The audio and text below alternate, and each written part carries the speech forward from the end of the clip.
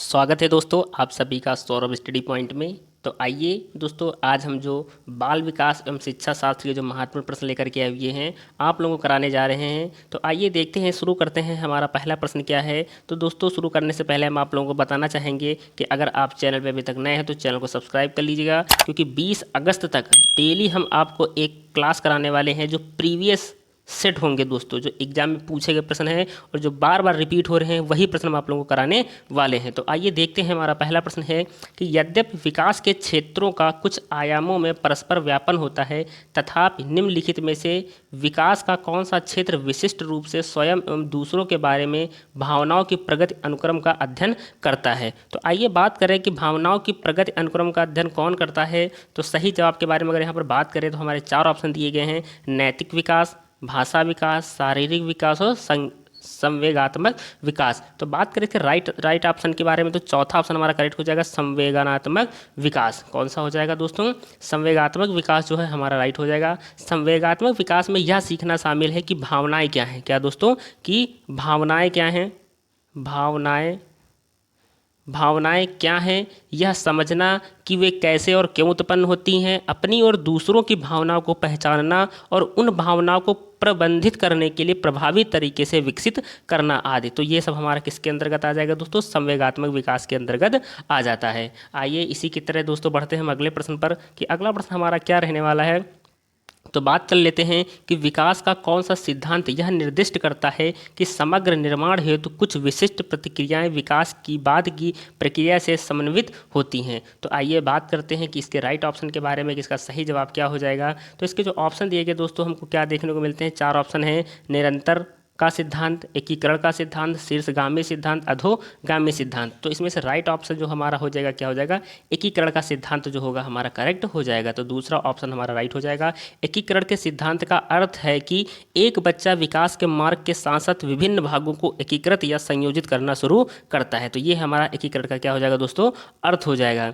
आइए अगले प्रश्न पर चलते हैं। इसी के साथ में हमारा अगला प्रश्न क्या देखने को मिलता है कि निम्न में से कौन सा घटक सामाजिक सांस्कृतिक घटकों की श्रेणी में आता है जो विकास को प्रभावित करता है? निम्न में से कौन सा घटक जो है वो सामाजिक सांस्कृतिक घटकों की श्रेणी में आता है जो विकास को प्रभावित करता है? तो बात करें राइट ऑप्शन के बारे में, तो दोस्तों इसमें 3 और 4 ऑप्शन हमको दिए गए हैं: स्कूली माहौल, तांत्रिक संबंधी विकार, प्रवृत्तियाँ और बनावट। तो आइए बात कर लेते हैं इसके सही जवाब के बारे में। तो इसका सही जो जवाब हो जाएगा हमारा क्या रहने वाला हो जाएगा?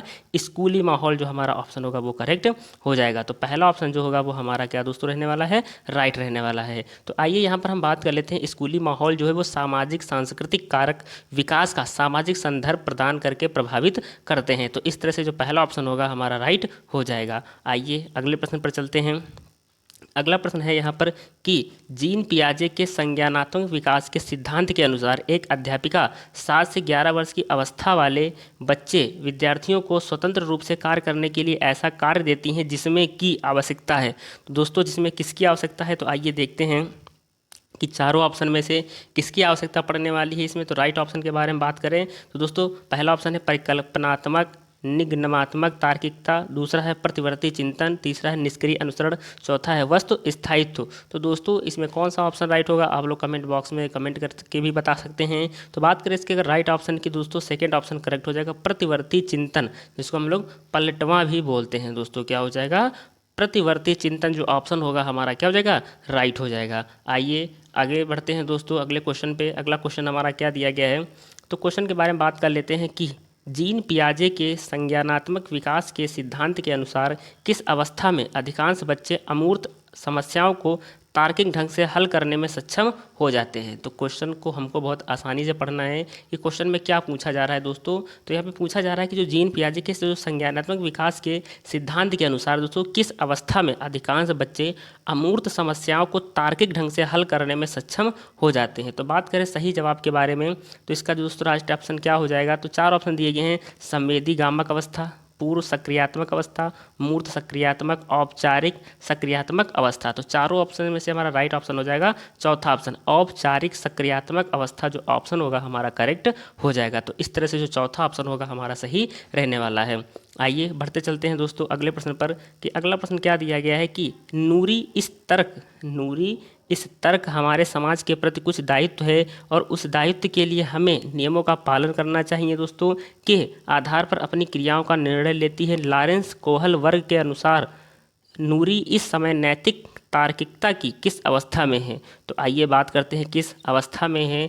तो दोस्तों इसमें ऑप्शन के बारे में बात करें हम तो पूर्व, अभिसामयिक, अभिसामयिक, अभिसामयिक पश्चात, औपचारिक, अभिसामयिक। तो दोस्तों चारों ऑप्शन में से हमारा सेकंड ऑप्शन जो होगा वो करेक्ट हो जाएगा। अभिसामयिक जो ऑप्शन होगा वो हमारा करेक्ट हो जाएगा। तो क्या हो जाएगा दोस्तों? अभिसामयिक जो ऑप्शन होगा वो हमारा राइट रहने वाला है।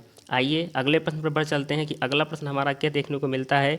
अगला प्रश्न दिया गया है कि एक अध्यापिका विद्यार्थियों को ऐसा प्रदत्त कार्य देती है जिसमें परिवार के सदस्यों के साथ चर्चा करना महत्वपूर्ण रूप से शामिल है। जिसमें दोस्तों परिवार के सदस्यों के साथ चर्चा करना महत्वपूर्ण रूप से शामिल है।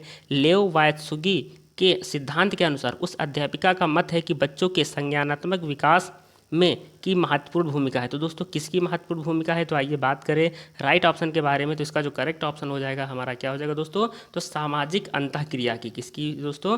चौथा ऑप्शन जो होगा वो हमारा करेक्ट हो जाएगा। सामाजिक अंतःक्रियाएं जो ऑप्शन होगा हमारा करेक्ट रहने वाला है। आइए बढ़ चलते हैं अगले प्रश्न पर।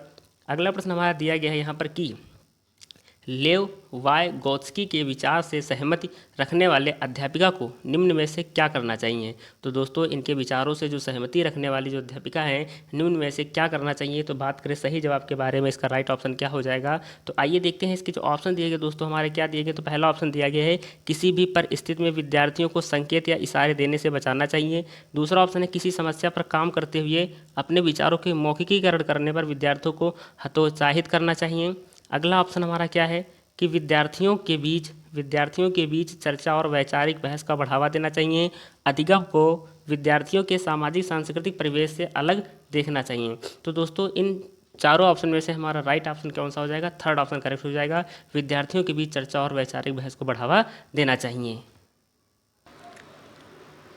अगला दोस्तों प्रश्न क्या दिया गया है? तो आइए देखते हैं अगले प्रश्न के बारे में बात कर लेते हैं कि लेव वाइगोत्स्की का मत है कि उच्चतर क्रम की मानसिक प्रक्रियाएं के द्वारा सम्मिलित होती हैं। तो किसके द्वारा सम्मिलित होती हैं? तो आइए बात करें दोस्तों। चार ऑप्शन दिए गए हैं। इसके चारों ऑप्शन में क्या है कि मनोवैज्ञानिक उपकरण, पुरस्कार एवं दंड, अनुकूलन, कंठस्थीकरण। तो चारों ऑप्शन में से दोस्तों उच्चतर क्रम की मानसिक प्रक्रियाएं जो हैं दोस्तों मनोवैज्ञानिक उपकरण के द्वारा सम्मिलित होती हैं। किसके द्वारा? मनोवैज्ञानिक उपकरण के द्वारा सम्मिलित होती हैं। तो इस तरह से जो पहला ऑप्शन होगा हमारा करेक्ट हो जाएगा। आइए अगले प्रश्न पर चलते हैं। अगला प्रश्न है कि हार्वर्ड गार्डनर के सिद्धांत के अनुसार जो विद्यार्थी दूसरों की भावनाओं, मनोदशाओं और इरादों को अच्छी तरह से समझ पाते हैं उनमें किस प्रकार की बुद्धि का उच्च स्तर होता है? तो दोस्तों जो भी हार्वर्ड गार्डनर के जो सिद्धांत हैं, तो जो विद्यार्थी दूसरों की भावनाओं, मनोदशाओं और इरादों को अच्छी तरह से समझ जाते हैं तो उनमें किस प्रकार की बुद्धि का स्तर होता है? तो आइए बात करें। तो दोस्तों इसके चार ऑप्शन दिए गए हैं। चारों ऑप्शन में पहला है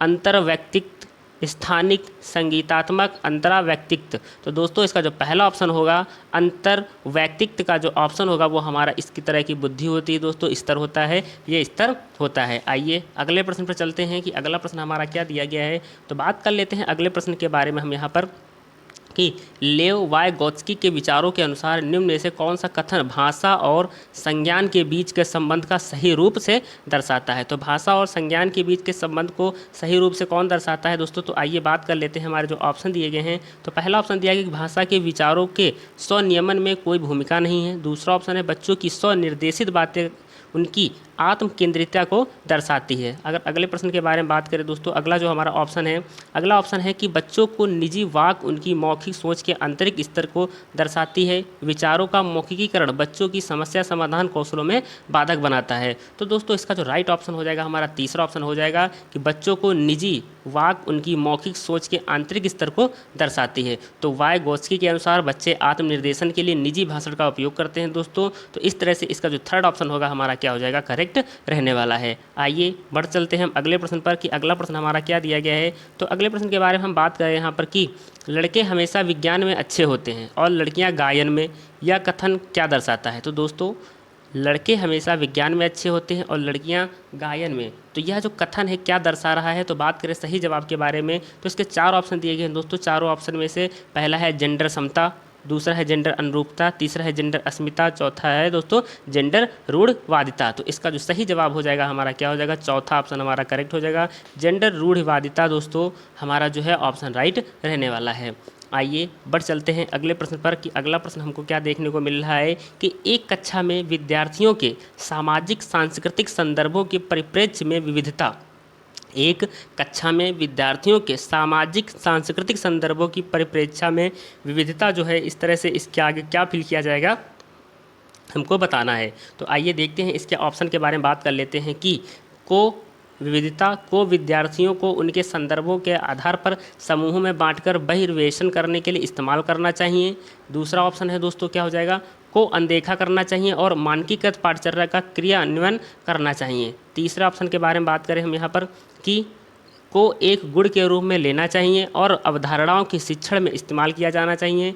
को विद्यार्थियों को नामीकरण और रूढ़िबद्ध धारणाओं को पुख्ता करने के लिए इस्तेमाल करना चाहिए। तो इन चारों ऑप्शन में से हमारा जो थर्ड ऑप्शन होगा करेक्ट हो जाएगा। विविधता कक्षा में दोस्तों विविधता जो है को एक गुण के रूप में लेना चाहिए और अवधारणाओं के शिक्षण में इस्तेमाल किया जाना चाहिए। तो इस तरह से जो हमारा तीसरा ऑप्शन होगा वो राइट हो जाएगा।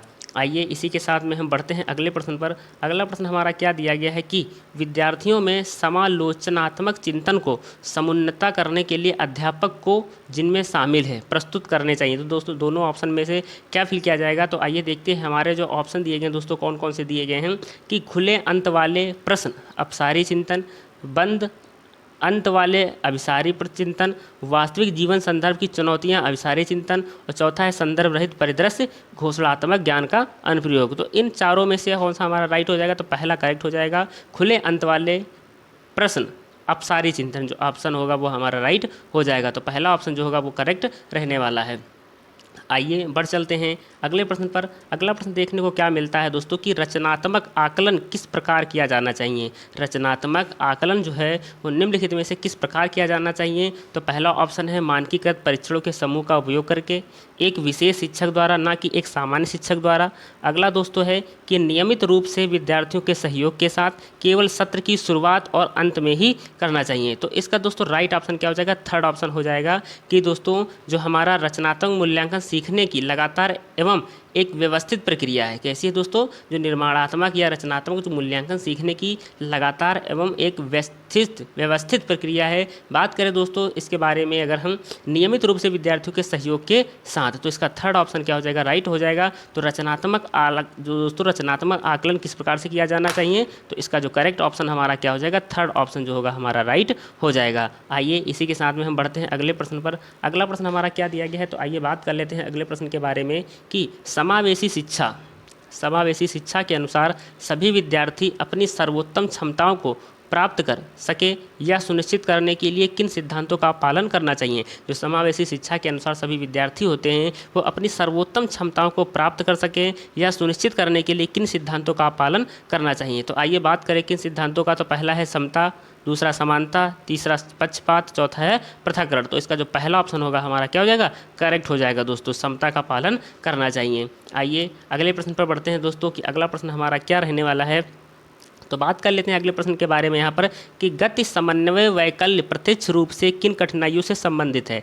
गति समन्वय वैकल्य जो है प्रत्यक्ष रूप से किन कठिनाइयों से संबंधित है। तो इसका करेक्ट ऑप्शन क्या हो जाएगा, तो इसके चार ऑप्शन देंगे, पाठ विषय वस्तु पढ़ने में, तथ्यों को याद करने में, शारीरिक अंगों का समन्वय में, अंकों के प्राकलन में। तो इसका जो करेक्ट ऑप्शन हो जाएगा, थर्ड ऑप्शन हमारा करेक्ट हो जाएगा, शारीरिक अंगों के समन्वय से हमारा जो ऑप्शन होगा करेक्ट हो जाएगा। आइए अगले प्रश्न पर बढ़ते हैं दोस्तों। अगला प्रश्न हमारा क्या दिया गया है, तो देखते हैं अगले प्रश्न के बारे में। तो यहाँ पे दोस्तों अभिकथन और तर्क दिया गया है। तो अभिकथन ए में क्या दिया गया कि सभी विद्यार्थियों के समावेशन को सुनिश्चित करने के लिए कक्षा में ज्ञान के प्रतिनिधित्व की विविधता प्रकारों का इस्तेमाल किया जाना चाहिए। तो ये हमारा कथन ए हो गया। आइए आर तर्क में देखते हैं क्या दिया गया है। तर्क में दिया गया है कि समावेशन की अवधारणा में अधिगम अक्षमता वाले बच्चे तो शामिल हैं, परंतु इसमें भावात्मक कठिनाइयों से जूझ रहे बच्चे शामिल नहीं हैं। तो इस तरह से दोस्तों जो ऑप्शन दिए गए हैं हमको, इसका करेक्ट ऑप्शन क्या हो जाएगा। तो बात करें सही जवाब के बारे में दोस्तों, तो इसका जो थर्ड ऑप्शन होगा हमारा करेक्ट हो जाएगा दोस्तों। थर्ड ऑप्शन क्या दिया गया है कि ए सही है लेकिन आर गलत है। क्या हो जाएगा दोस्तों, ए तो सही है लेकिन आर हमारा जो तर्क है वो गलत हो जाएगा। अभिकथन दोस्तों हमारा क्या हो जाएगा, वो सही हो जाएगा, बल्कि जो हमारा तर्क है दोस्तों वो गलत हो जाएगा। तो इस तरह से जो ऑप्शन होंगे हमारे ये राइट हो जाएंगे। आइए अगले प्रश्न पर चलते हैं। अगला प्रश्न हमारा क्या देखने को मिल रहा है यहाँ पर, देखते हैं कि यद्यपि आप ऑटिज्म की स्थिति यथेष्ट रूप में भिन्न भिन्न होती है, तथापि ऑटिज्म ग्रसित विद्यार्थी प्रायः किसमें अच्छे होते हैं। दोस्तों जो ऑटिज्म की स्थिति है यथेष्ट रूप से भिन्न भिन्न होती है, लेकिन ऑटिज्म ग्रसित विद्यार्थी प्रायः किसमें अच्छे होते हैं। तो आइए बात करें इसके ऑप्शन के बारे में, किस में अच्छे होते हैं दोस्तों। तो पहला ऑप्शन है लंबे समय तक आंखों के संपर्क बनाए रखने में, औपचारिकता के साथ संप्रेषण में, दिनचर्या में बार बार आने वाले परिवर्तनों के प्रति समंजन में, विस्तृत तथ्यात्मक जानकारी को याद रखने में। तो इसका जो ऑप्शन होगा दोस्तों हमारा क्या हो जाएगा, तो चौथा ऑप्शन हमारा करेक्ट हो जाएगा, विस्तृत तथ्यात्मक जानकारी को याद रख पाने में। दोस्तों इसमें क्या हो जाएगा, ऑप्शन हमारा चौथा जो होगा, जिन छात्रों को दोस्तों ऑटिज्म है उन्हें बातचीत करने या आंख से संपर्क बनाए रखने में कठिनाई होती है, वे व्यापक तथ्यात्मक जानकारी को बनाए रखने में अक्सर अच्छे होते हैं। तो इस तरह से चौथा ऑप्शन जो होगा वो हमारा करेक्ट हो जाएगा। आइए अगला प्रश्न देखते हैं कि सृजनात्मक बच्चों की एक पहचान विशेषता है। सृजनात्मक बच्चे दोस्तों कैसे होते हैं, उनकी एक पहचान विशेषता है। तो आइए बात करें ऑप्शन के बारे में। तो पहला ऑप्शन है कि वे मानदंडों के अनुरूप ही कार्य करते हैं, वे दूसरों की नकल करना पसंद करते हैं। अगला ऑप्शन है दोस्तों, वे स्वतंत्र रूप से सोचते हैं, उनकी ध्यान अवधि कम होती है। तो इसका जो राइट ऑप्शन हो जाएगा हमारा थर्ड हो जाएगा, वे स्वतंत्र रूप से सोचते हैं। कैसे सोचते हैं, स्वतंत्र रूप से सोचते हैं। तो सृजनात्मक बच्चे कैसे होते हैं दोस्तों, वे स्वतंत्र रूप से सोचते हैं। आइए अगले प्रश्न पर बढ़ते हैं कि अगला प्रश्न हमारा क्या दिया गया है, बात कर लेते हैं अगले प्रश्न के बारे में। हम यहाँ पर अगला प्रश्न दिया गया दोस्तों कि बच्चों के सम्मुख विचार बिंदु प्रस्तुत करते समय सही क्रम से की ओर होना चाहिए। सही क्रम से होना चाहिए। तो सही क्रम दोस्तों क्या होगा, तो बात करें सही जवाब के बारे में, तो सामान्य से विशिष्ट क्या हो जाएगा, सामान्य से विशिष्ट की ओर होना चाहिए। सही क्रम हमारा सेकेंड ऑप्शन जो होगा वो करेक्ट हो जाएगा। आइए बढ़ चलते हैं अगले प्रश्न पर। अगला प्रश्न दिया गया है यहाँ पर कि एक अध्यापिका विद्यार्थियों द्वारा सृजित ज्ञान की समझ और स्मृति को बल देना चाहती है, इस उद्देश्य के लिए कौन सी युक्ति प्रभावशाली नहीं होगी। तो कौन सी युक्ति होगी जो प्रभावशाली नहीं होगी, तो इसका जो राइट ऑप्शन हो जाएगा, तो दोस्तों इसके ऑप्शन के बारे में हम पहले अगर बात कर लेते हैं कि रूपांतरण का सृजन, पहले की जानकारी को नए प्रश्न के लिए प्रयुक्त करना, उप अवधारणाओं के मध्य संबंधता को कार्यान्वित करना, अप्रासंगिक जानकारी को प्रासंगिक जानकारी से सुमिलित करना। तो इसका राइट ऑप्शन क्या हो जाएगा, चौथा ऑप्शन हमारा करेक्ट हो जाएगा। अप्रासंगिक जानकारी को प्रासंगिक जानकारी के साथ सुमिलित करना जो ऑप्शन होगा हमारा करेक्ट हो जाएगा। आइए बढ़ चलते हैं अगले प्रश्न पर। अगला प्रश्न दिया गया है कि एक शिक्षक को विद्यार्थी को अपनी चिंतन प्रक्रियाओं के बारे में और अपने सीखने के तरीके के बारे में सोचने के लिए प्रोत्साहित करना चाहिए। तो ये हमारा ए जो है वो अभिकथन है। अगर यहाँ पे हम तर्क के बारे में बात कर लें, तर्क जो हमारा यहाँ पर दिया गया है कि अधिसंज्ञान उच्च क्रम के संज्ञानात्मक कौशलों के विकास में मदद करता है, सही विकल्प चुनिए। तो ए और आर में दोस्तों हमारा जो ऑप्शन होगा कौन सा राइट हो जाएगा, तो यहाँ पे दोस्तों हमारा ए और आर दोनों सही हैं। कौन से, ए और आर जो हैं हमारे ऑप्शन जो ए और आर हैं वो दोनों सही हो जाएंगे। दोस्तों अगर बात करें यहाँ पर कि जो मेटा कॉग्निशन अपने स्वयं के सोचने और सीखने के बारे में सोचने की प्रक्रिया है, क्या है दोस्तों, सोचने की प्रक्रिया है। इसी तरह के दोस्तों जो क्वेश्चन है वो एग्जाम में आपको देखने को मिलेंगे। तो सीटेट की जो भी तैयारी कर रहे हैं बच्चे वो वीडियो पे अंत तक बने रहें, क्योंकि हम डेली आप लोगों के लिए एक प्रीवियस ईयर के लिए दोस्तों जितने भी क्वेश्चन पूछे गए हैं वो सारे वीडियो में हम आप लोगों के लिए प्रोवाइड करा रहे हैं। तो बेहतर तैयारी करना चाहते हैं तो चैनल पे बने रहिए। और आइए इसी के साथ में हम बढ़ चलते हैं अगले प्रश्न पर कि अगला प्रश्न हमारा क्या रहने वाला है। करण हमेशा किसी भी समस्या का एक से अधिक समाधान सोचता है और अक्सर नवचारी समाधानों को सुझाता है। यह किस तरह की सोच का उदाहरण है। तो दोस्तों करण जो है वो हमेशा किसी भी समस्या का एक से अधिक समाधान सोचता है। तो यह किस प्रकार की सोच का उदाहरण है। तो आइए बात करें सही जवाब के बारे में। तो इसके ऑप्शन दोस्तों क्या क्या दिए गए हैं। ऑप्शन दिए गए अपसारी सोच, दूसरा है दोस्तों अभिसरण सोच, नकारात्मक सोच, तर्कहीन सोच। तो इसका जो राइट ऑप्शन हो जाएगा हमारा क्या हो जाएगा, पहला अपसारी सोच। कौन सी, अपसारी सोच जो हमारा जवाब होगा करेक्ट हो जाएगा। अपसारी चिंतन छात्रों को बॉक्स से परे होकर उन्हें कई अलग अलग दृष्टिकोणों को देखने की अनुमति देता है, नए विचार उत्पन्न करता है और अंततः अधिक रचनात्मक परिणाम उत्पन्न करता है। तो इस तरह से जो हमारा ऑप्शन पहला होगा वो करेक्ट हो जाएगा। आइए अगले प्रश्न पर बढ़ चलते हैं। अगला प्रश्न है यहाँ पर कि अधिगम प्रभावशाली और अर्थपूर्ण हो, इसके लिए क्या महत्वपूर्ण है। जो अधिगम है वो प्रभावशाली और अर्थपूर्ण हो तो इसके लिए क्या महत्वपूर्ण अर्थपूर्ण है। तो बात करें सही जवाब के बारे में दोस्तों, तो इसका पहला ऑप्शन है कि विद्यालय में हो रहे अधिगम और विद्यालय के बाहर के जीवन के बीच संबंध स्थापित करना। क्या संबंध स्थापित करना।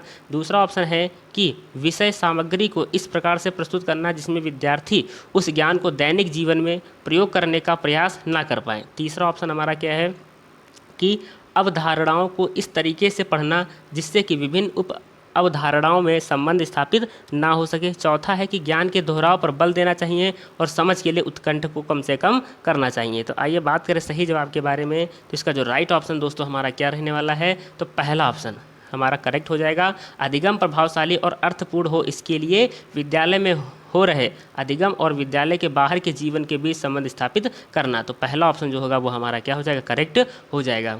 आइए अगले प्रश्न पर बढ़ते हैं दोस्तों। अगले प्रश्न पर क्या दिया गया है हमको देखते हैं। अगला प्रश्न है कि कक्षा के परिवेश शिक्षण शास्त्रीय प्रविधियों और आकलन की विधियों का चयन इस प्रकार से करना चाहिए कि विद्यार्थियों में के उन्नयन को सुनिश्चित कर सके। तो किसके दोस्तों उन्नयन को सुनिश्चित कर सके। तो बात करें सही जवाब के बारे में, तो पहला ऑप्शन है जिज्ञासा, दूसरा ऑप्शन है अरुचि, तीसरा ऑप्शन है प्रतियोगिता, चौथा ऑप्शन है कंठस्थीकरण। तो दोस्तों इसका जो पहला ऑप्शन हो जाएगा हमारा क्या हो जाएगा, करेक्ट हो जाएगा। जिज्ञासा जो ऑप्शन होगा हमारा करेक्ट हो जाएगा, क्या हो जाएगा, जिज्ञासा। जिज्ञासा का उन्नयन होना चाहिए तो दोस्तों सुनिश्चित करें। आइए बढ़ते हैं अगले प्रश्न पर दोस्तों। अगला प्रश्न हमारा क्या दिया गया है कि विद्यार्थियों द्वारा की गई त्रुटियों को सुलझाने के लिए निम्नलिखित में से शिक्षक द्वारा अपनाया गया कौन सा तरीका सही नहीं है। तो दोस्तों अगर विद्यार्थियों के द्वारा कोई त्रुटि को सुलझाने के लिए निम्नलिखित में शिक्षक का कौन सा तरीका सही नहीं है, तो बात कर लेते हैं सही जवाब के बारे में। तो पहला ऑप्शन हमारा क्या दिया गया है, तो आइए देखते हैं। पहला ऑप्शन है कि त्रुटियों के प्रतिरूपों की खोज करना, दूसरा है अधिगम में कमियों के बारे में जानना जिनके कारण त्रुटि होती है, तीसरा है विद्यार्थियों की त्रुटियों को सुधारने के लिए सहयोग करना, चौथा है कि विद्यार्थियों के साथ चर्चा किए बिना सही उत्तर बताना। तो कौन सा दोस्तों ऑप्शन करेक्ट हो जाएगा, चौथा जो है कक्षा चर्चा एक गतिविधि है जो छात्रों के लिए उनके विचारों अवधारणाओं की समझ और विचार प्रक्रियाओं पर चर्चा करने के लिए है। तो इस तरह से जो छात्रों के गलत उत्तर को कक्षा चर्चा के दौरान शिक्षक द्वारा सिर्फ ठीक नहीं किया जाना चाहिए बल्कि उन्हें अपनी विचार प्रक्रिया को स्वतंत्र रूप से व्यक्त करने के लिए प्रोत्साहित किया जाना चाहिए। तो दोस्तों इसी तरह के जो प्रश्न हैं वो आपको एग्जाम में देखने को मिलेंगे। तो इस तरह से इसका जो ऑप्शन होगा चौथा ऑप्शन हमारा करेक्ट हो जाएगा। आइए अगला प्रश्न देख लेते हैं कि अगला प्रश्न हमारा क्या है कि एक अध्यापिका को अपने विद्यार्थियों में और को प्रोत्साहित करना चाहिए। तो किसको प्रोत्साहित करना चाहिए, तो आइए ऑप्शन के बारे में बात कर लेते हैं दोस्तों यहाँ पर कि योग्यता का सततमत्ता प्रदर्शन अभिमुखी लक्ष्य, योग्यता का वार्धिक मत महारत अभिमुखी लक्ष्य, तीसरा है योग्यता का सत्वमत असफलता परिहारी लक्ष्य। तो इसका जो करेक्ट ऑप्शन हो जाएगा क्या हो जाएगा, योग्यता का वार्धिक मत महारत अभिमुखी लक्ष्य जो ऑप्शन होगा करेक्ट हो जाएगा। तो दोस्तों आप लोगों को ये वीडियो कैसा लगा आप लोग हमें कमेंट बॉक्स में कमेंट करके बता सकते हैं। और जो भी बच्चे चैनल पे अभी नए हैं तो चैनल को सब्सक्राइब कर लीजिएगा, क्योंकि दोस्तों हम आपको 20 अगस्त तक जो एग्ज़ाम होने वाला है सीटेट का आप लोगों के लिए, उसके लिए हम एक डेली सीटेट का एक वीडियो प्रोवाइड कराएंगे जो एग्ज़ाम आपको बहुत अच्छा स्कोर करने वाले हैं। क्योंकि दोस्तों जो हम आपको क्वेश्चन करा रहे हैं वो प्रीवियस ईयर के पूछे गए सभी प्रश्न हैं जो एग्ज़ाम में बारी बारी से रिपीट होते हैं। धन्यवाद।